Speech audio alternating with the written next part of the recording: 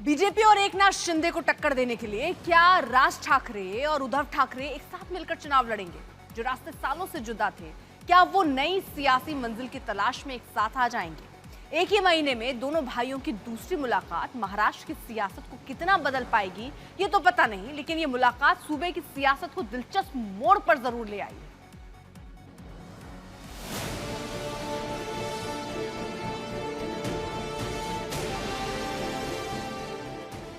एक तरफ राज ठाकरे, दूसरी तरफ उद्धव ठाकरे और बीच में दीवार पर टंगी बाल ठाकरे की तस्वीर। ये वही कमरा है जिसे मातोश्री में बाल ठाकरे की यादों के तौर पर संजो कर रखा गया है।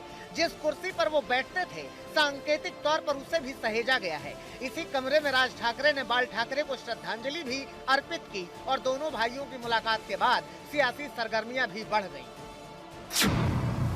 क्या बीएमसी चुनाव साथ साथ लड़ने को दोनों भाई तैयार हैं?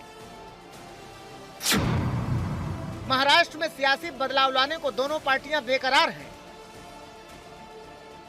एक तरफ एमएनएस यानी महाराष्ट्र नवनिर्माण सेना, जिसके प्रमुख है राज ठाकरे, तो दूसरी तरफ शिवसेना यूबीटी, जिसके प्रमुख है उद्धव ठाकरे। जुलाई के पहले हफ्ते में इन दोनों पार्टियों ने बीजेपी और एकनाथ शिंदे की शिवसेना के खिलाफ एक साझा रैली की थी। उस रैली से पहले ही महाराष्ट्र सरकार ने हिंदी को तीसरी भाषा के तौर पर लागू करने वाला आदेश वापस ले लिया था। ठाकरे बंधुओं ने इसे मराठी मानुष की बड़ी जीत बताकर महाराष्ट्र की राजनीति के एक नए समीकरण की ओर संकेत दिया था। दोनों की हाल की मुलाकातों और बातों के बाद से कई सियासी संकेत निकलकर सामने आ रहे हैं। अब ज्यादा वक्त नहीं बचा है जब मुंबई में बीएमसी चुनाव होने हैं और महाराष्ट्र की तमाम महानगर पालिकाओं की चुनावी सरगर्मियां भी सितंबर-अक्टूबर में तपिश बढ़ाने वाली हैं।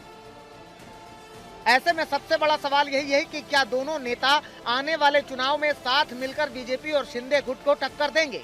एक महीने में दोनों नेताओं की दूसरी मुलाकात के बाद तो इस सवाल की अहमियत और बढ़ गई है।